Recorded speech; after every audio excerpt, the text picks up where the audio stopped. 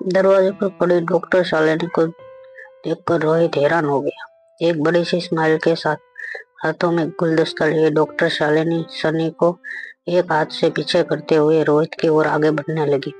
रोहित को समझ नहीं आ रहा था कि आखिर बिना बुलाए डॉक्टर शालिनी इस वक्त उसके घर पर क्या कर रही थे।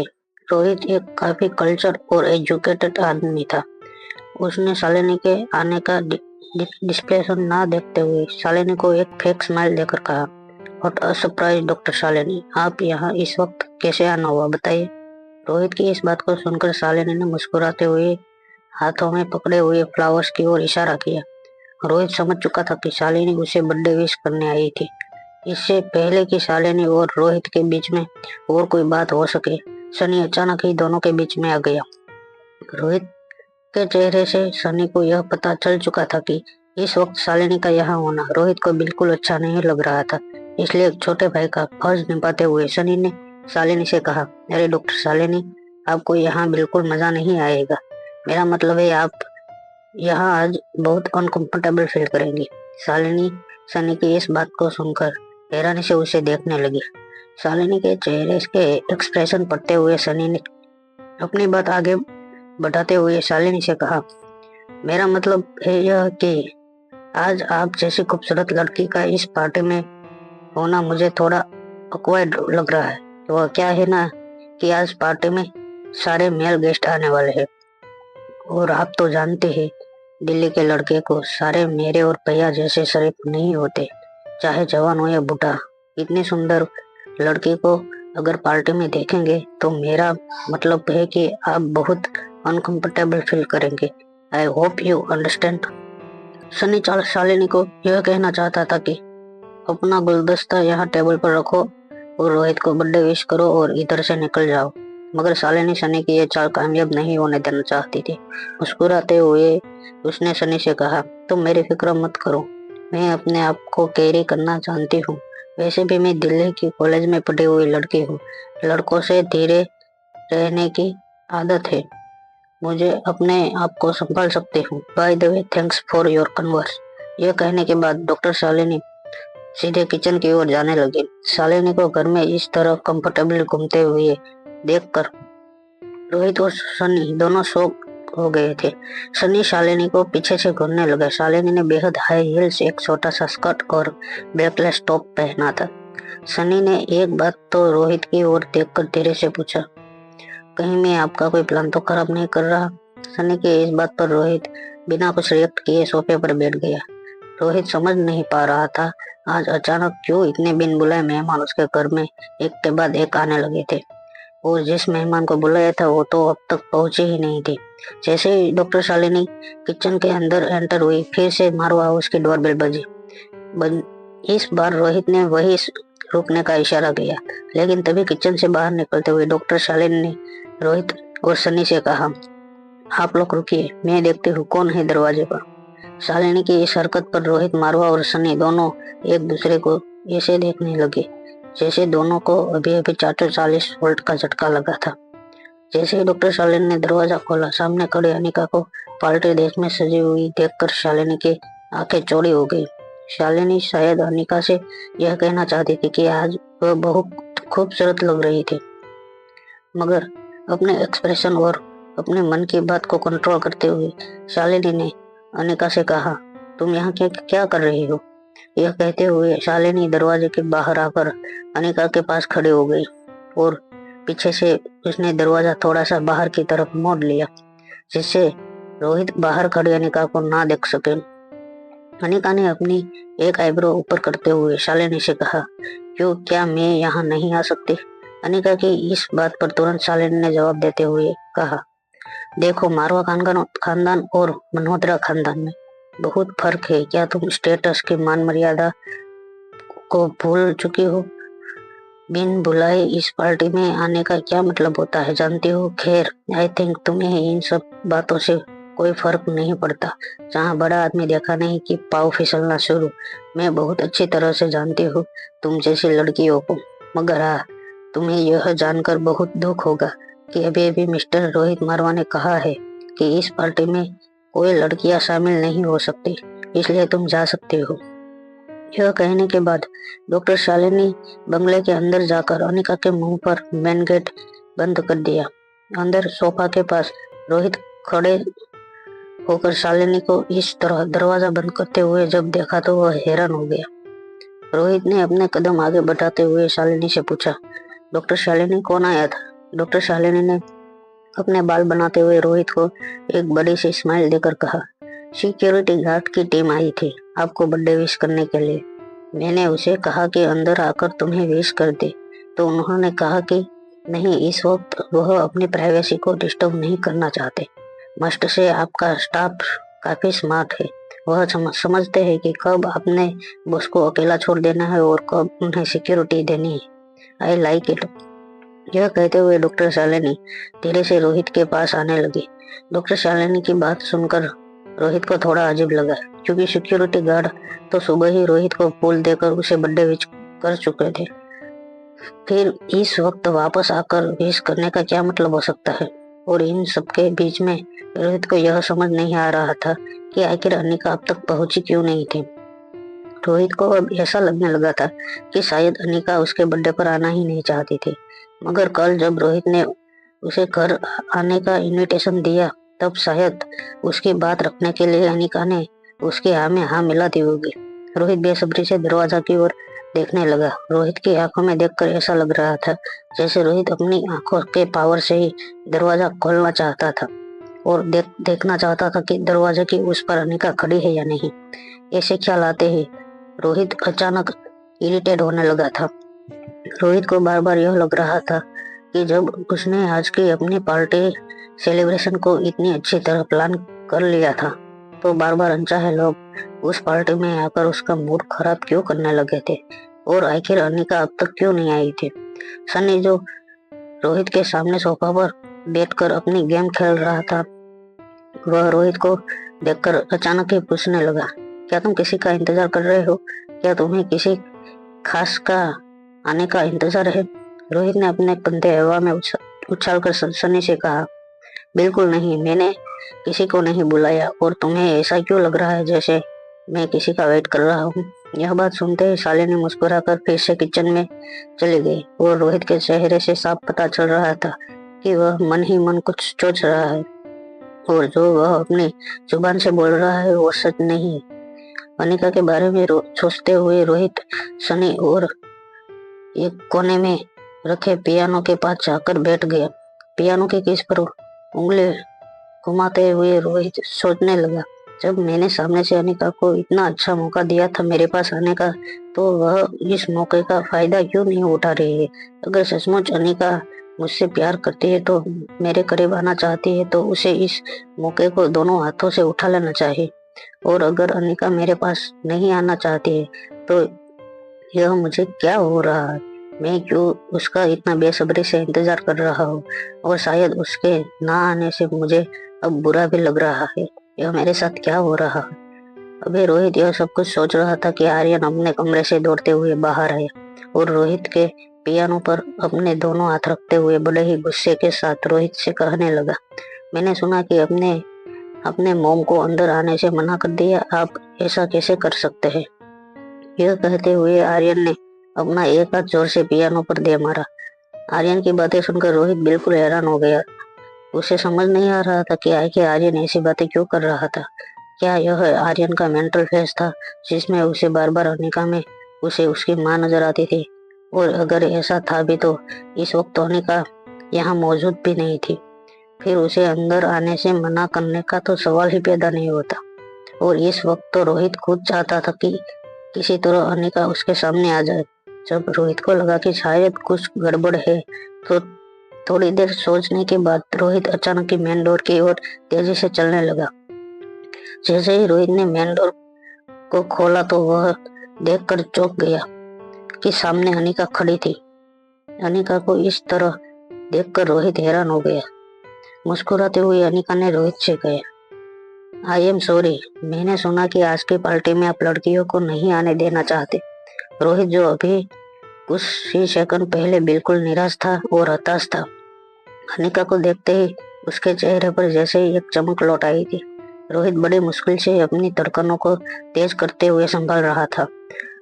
रोहित का चेहरा एक्साइटमेंट में लाल हो गया था और द बिजनेस टाइकून रोहित मारवा तेज सांसें लेते हुए अनिका से कहने लगा, यस ऑफ कोर्स, आज मैं किसी और फीमेल गेस्ट को अटेंड नहीं करना चाहता क्योंकि आज मेरे घर पर एक बहुत ही स्पेशल छोटी सी फीमेल गेस्ट और उसकी मॉम के साथ आने वाले हैं। रोहित ने प्यार से मुस्कुराते हुए अनिका के बगल में खड़े बच्चे की ओर देखा। बच्चे को देखते ही रोहित की नजरें जैसे एक पल के लिए बच्चे पर जमी गई। रिया ने अपने चेहरे पर लाल कलर की पेंट की थी जिसमें पिंक और येलो कलर के बोल बनाए थे।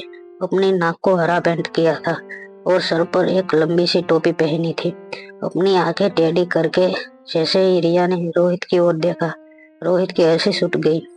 रिया बिल्कुल सर्कस की किसी क्लाउन की तरह लग रही थी। उसने अपनी आंखों के आसपास काला रंग लगाया था और अपने होठों की लिपस्टिक अपने गालों तक वी शेप बनाते हुए प्रेस की थी। रिया का असली चेहरा इस रंग बिरंगे आकारों में पूरी तरह छुप गया था, मगर नन्ही सी रिया इस गेटअप में बहुत ही क्यूट लग रही थी। उसकी बड़ी बड़ी आंखें देखकर किसी भी इंसान को रिया से एक ही पल में प्यार हो जाता। नन्ही सी रिया ने पीछे खड़ी डॉक्टर शालिनी की ओर इशारा करते हुए रोहित से कहा, वह बड़ी आंटी हमें अंदर नहीं आने दे रही थी। रोहित हैरान होकर शालिनी की ओर देखने लगा। शालिनी को इस बात का एहसास नहीं था कि उसने अभी थोड़ी देर पहले जिस अनिका को घर से बाहर जाने को कहा था वह नन्हे आर्यन के साथ कांटेक्ट में थी। अपने झूठ पर पर्दा उठते हुए देखकर डॉक्टर शालिनी को शर्मिंदगी महसूस होने लग रही थी, मगर अपने चेहरे पे एक्सप्रेशन को होल्ड करते हुए अपनी उस अकड़ में एरोगेंस के साथ डॉक्टर शालिनी ने कहा, मिस्टर मारवा, मैंने जानबूझकर आपसे झूठ नहीं कहा था।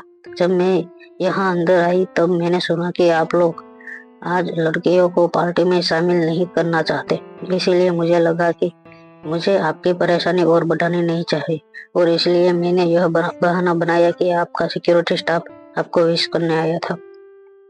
शालिनी ने अनिका की ओर देखा, मुस्कुराते हुए कहा, वह क्या है ना मिस्टर मारवा, यह बात बिल्कुल पसंद नहीं कि कोई लड़की बिना उनकी परमिशन के इस तरह उनके घर में आए और इसलिए आपकी इज्जत और मान मर्यादा की फिक्र करते हुए मैंने आपको यहाँ से जाने को कहा था, क्योंकि मुझे इस बात का डर था कि इस वक्त अगर मिस्टर मारवा ने आपको यहाँ देख लिया तो शायद हो सकता है कि वह गुस्से में आकर आपकी इंसल्ट कर दे, मगर मैं गलत थी। मुझे लगता है कि मिस्टर मारवा ने ही आपको यहाँ आने का इनविटेशन दिया था। चलिए, अब जब सब कुछ क्लियर हो गया है तो कोई मिसअंडरस्टैंडिंग नहीं रही हम तीनों के बीच में। डॉक्टर शालिनी की तरह से एक्सप्लेनेशन पर अनिका ने बस अपने दोनों हाथ हवा में उछालकर एक गहरी सांस छोड़ी। अनिका जानती थी कि इस वक्त डॉक्टर शालिनी बिल्कुल झूठ बोल रही थी। डॉक्टर शालिनी कहीं ना कहीं यह नहीं चाहती थी कि रोहित और अनिका मिले, मगर इस तरह का एक्सप्लेनेशन सुनकर अनिका ने डॉक्टर शालिनी की ओर देखकर सिर्फ इतना कहा, थैंक यू, आपने मेरे बारे में इतना सोचा। अनिका की बात का जवाब देते हुए डॉक्टर शालिनी ने अपने एक हाथ को दूसरे हाथ में दबाते हुए अनिका से कहा, कोई बात नहीं, एक औरत होने के नाते यह तो मेरा फर्ज था, और आखिर तुम क्यों थैंक यू कह रहे हो, गलती तो मुझसे हुई थी। चलो, एक बात बहुत अच्छी हुई कि इस गलती की वजह से जो मिसअंडरस्टैंडिंग खड़ी हुई थी वह क्लियर हो गई। अनिका डॉक्टर शालिनी की इस बात का करारा जवाब देना चाहती थी, तभी डॉक्टर शालिनी के कानों पर एक आवाज पड़ी, बहाने बनाने में आप सचमुच मास्टर है डॉक्टर शालिनी, मगर सच तो यह है कि आप दूसरी लड़कियों को मिस्टर रोहित मारवा से दूर करके खुद उनके पास आना चाहती है। यह बात सुनते ही और यह बात छुपी नहीं है कि आप मिस्टर मारवा को बहुत पसंद करते हैं। यह बात सुनने ही शालिनी के चेहरे का रंग अचानक उड़ गया और वह हड़बड़ाती हुई आवाज में कहने लगी, नहीं नहीं, वह तो मैं ऐसा बिल्कुल नहीं है, यह क्या कर रहे हो आप। जो आवाज अभी अभी अनिका के कानों में पड़ रही थी, अनिका को ऐसा लगा जैसे यह आवाज अनिका ने पहले भी कभी सुनी थी। जैसे ही अनिका ने पीछे मुड़कर देखा, वह देखकर हैरान हो गई। डॉक्टर शालिनी को अभी अभी जिसने मुंह तोड़ जवाब दिया था वह रोहित का पर्सनल सिक्योरिटी गार्ड अब्दुल था। अब्दुल वही सिक्योरिटी गार्ड था जिससे अनिका मनाली में मिली थी। अब्दुल रोहित मरवा का एक बहुत ही वफादार एम्प्लॉय था। पिछली बार जब अब्दुल ने अनिका के आने की खबर रोहित मारवा को नहीं दी थी, तब रोहित ने बड़ी सख्ती से अब्दुल को यह समझा दिया था कि वह अपने आप को रोहित का गार्डियन ना समझने लगे और अब्दुल की ट्रांसफर करते हुए रोहित ने बेंगलुरु वाली ब्रांच में सिक्योरिटी की देखभाल के लिए भेज दिया था। मगर अब रोहित को लगता था कि इसे अब्दुल को इस दिन ओवर रिएक्ट करने का कुछ ज्यादा ही दूर भेज दिया था और अब रोहित ने अपनी और आर्यन की सिक्योरिटी के लिए अब्दुल को बेंगलुरु से वापस बुला लिया था। रोहित ने अब्दुल को अंदर आने का इशारा किया और उससे बेंगलुरु की ऑफिस का हालचाल पूछने लगा। रोहित, अनिका, रिया और अब्दुल आगे चलते हुए हॉल के सोफे के पास जाकर बैठ गए। जब यह चारों बातें कर रहे थे तब किसी का ध्यान डॉक्टर शालिनी पर नहीं था।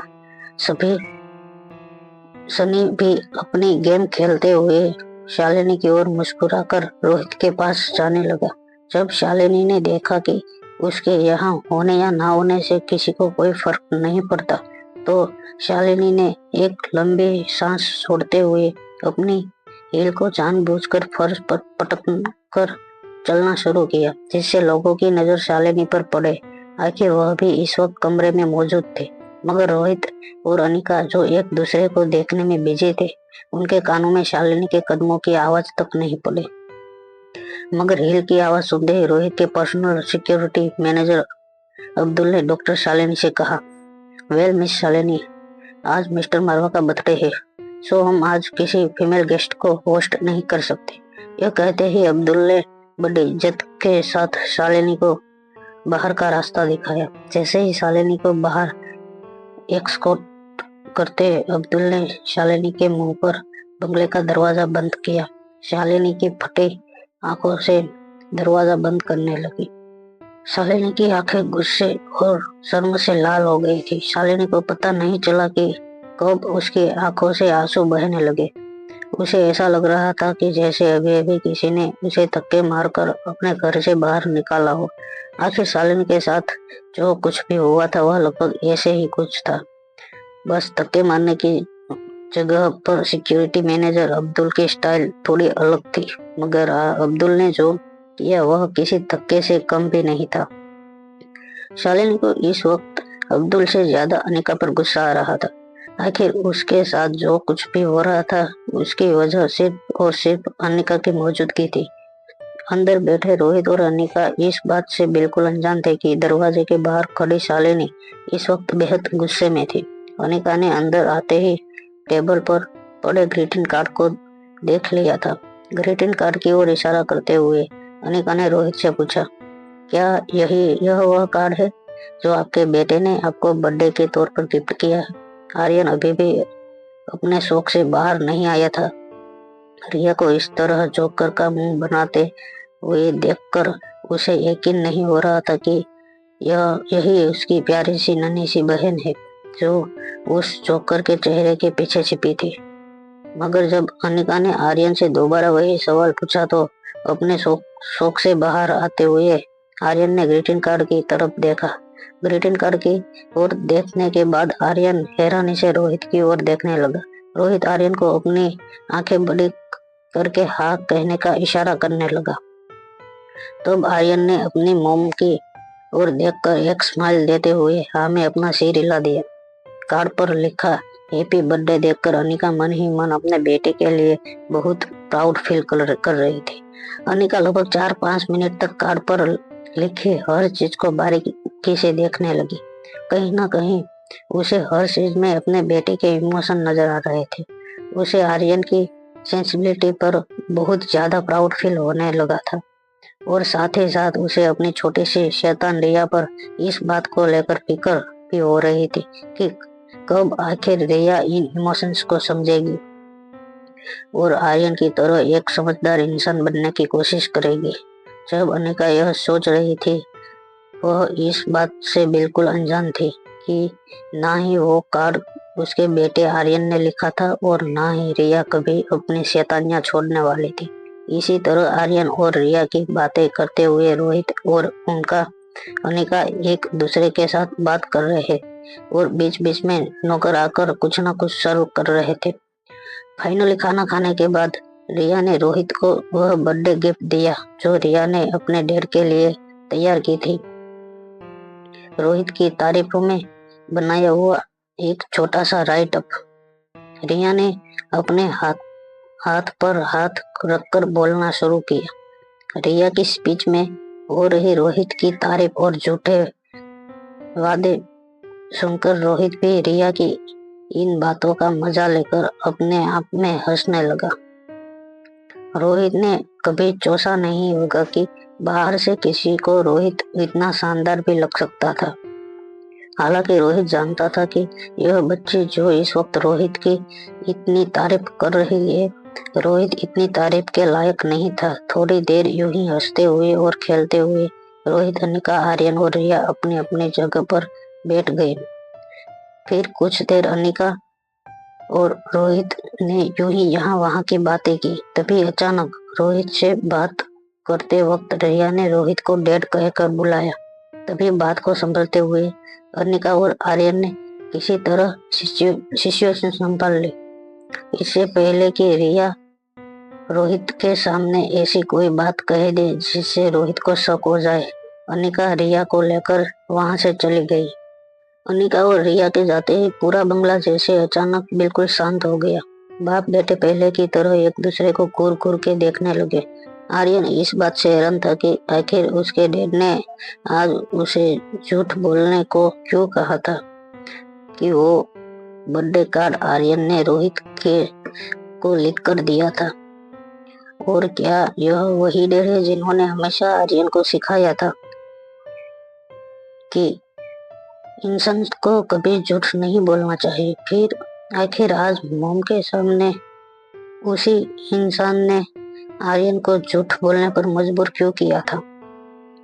कार्ड की ओर देखते हुए आर्यन ने रोहित से पूछा, आपने झूठ कहा तब तक तो ठीक है, मगर मेरी हैंडराइटिंग इतनी भी बुरी नहीं है। आपने मेरी इम्प्रेशन बिगाड़ दी। अब उन्हें कैसा लग रहा होगा कि मेरी हैंडराइटिंग इतनी खराब है। दरअसल जब रोहित को कुछ समझ नहीं आया कि वह कैसे अनिका को इस बात के लिए कन्विंस करे कि आर्यन ने उसे बर्थडे कार्ड गिफ्ट किया था, तब रोहित ने अपने लेफ्ट हैंड से आर्यन की हैंडराइटिंग कॉपी करने की कोशिश की थी। आर्यन रोहित से नाराज होकर अपने कमरे में चला गया। फिर रोहित चिराग मेहता और सिक्योरिटी इंचार्ज अब्दुल को लेकर अपने ऑफिस वाले केबिन में चला गया। केबिन में जैसे ही रोहित अपनी चेयर पर बैठा, चिराग मेहता ने रोहित से कहा, मुझे लगता है आपके चाचा ने फिर से आर्यन बाबा को किडनैप करने की सुपारी दी थी और इस बार मुझे लगता है कि उन्होंने आर्यन बाबा की फोटो भी गुंडों को दी थी। चिराग मेहता की यह बात सुनकर रोहित बहुत परेशान हो गया। अपने सर पर हाथ रखते हुए रोहित ने धीमी आवाज में पास खड़े चिराग मेहता और अब्दुल से कहा, आर्यन की कोई बात लीक नहीं होनी चाहिए, कोई भी। अब्दुल और चिराग मेहता दोनों ने एक साथ अपना सर हिलाते हुए हाँ कहा।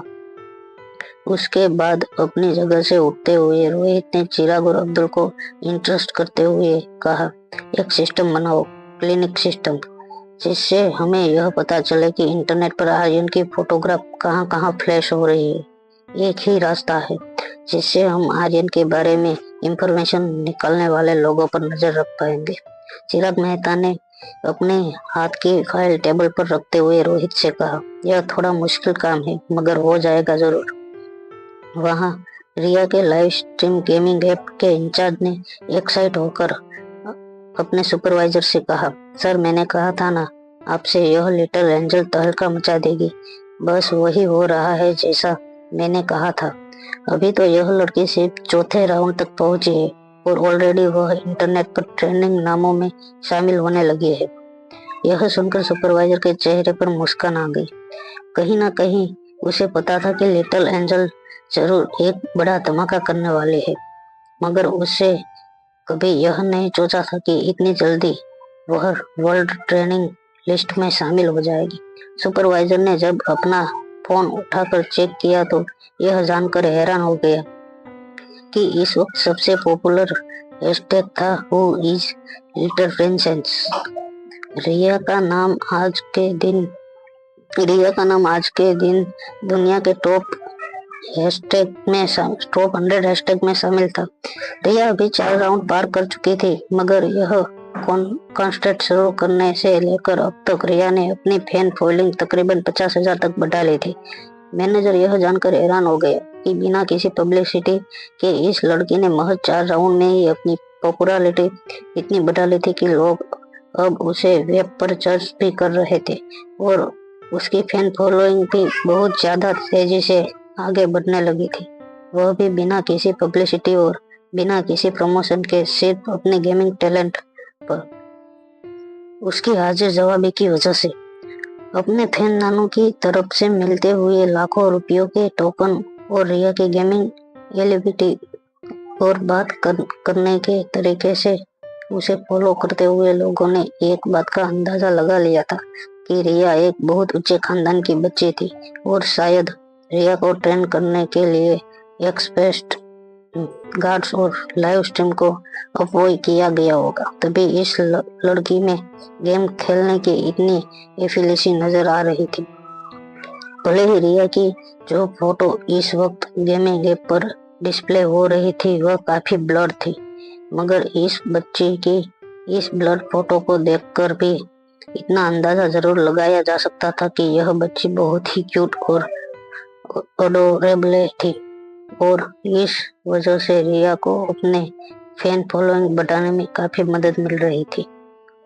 सुपरवाइजर रिया को मिलने वाले हर कमेंट को बारीकी से पढ़ने लगा, मगर हजारों कमेंट का मतलब सिर्फ एक था कि लोग रिया को बहुत प्यार दे रहे थे। सुपरवाइजर अब बस सिर्फ यह इंतजार कर रहा था कि रिया कब टॉप 20 ऑफ द कंपटीशन में पहुंच जाए और जैसे ही रिया टॉप 20 फाइनल लिस्ट में शामिल होगी, सुपरवाइजर रिया का प्रमोट करना शुरू कर देगा।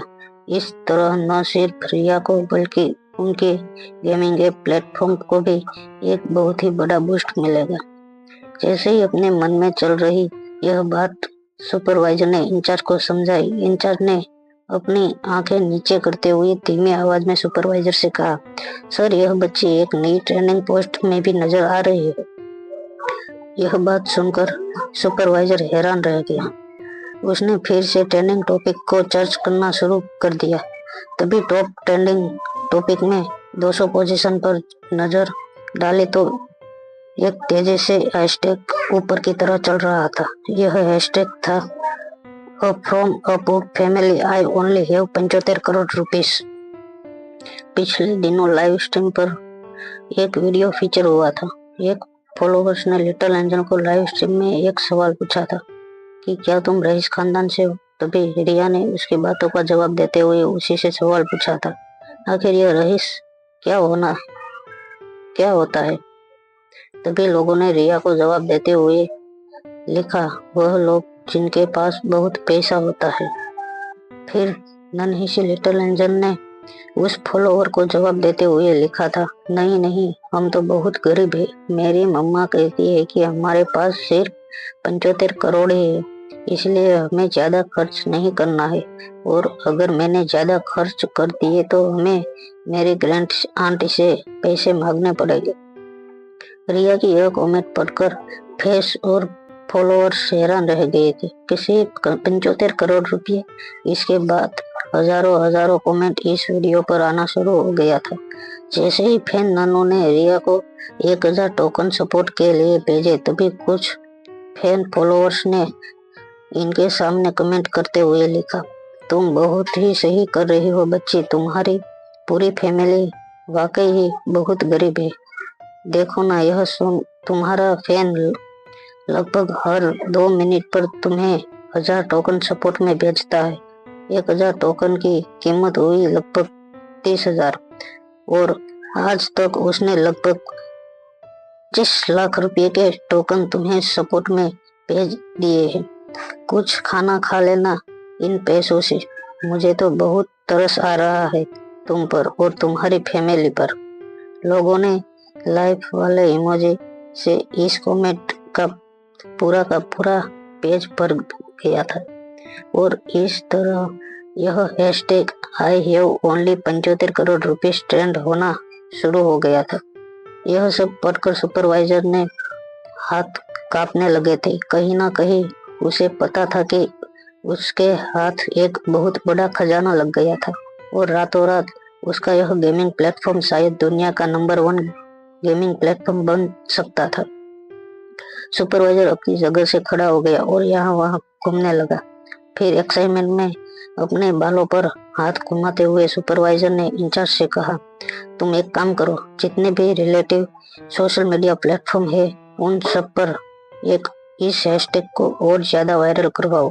किसी भी तरह इस हैशटैग को टॉप 3 ट्रेंडिंग टॉपिक्स में लेकर आओ।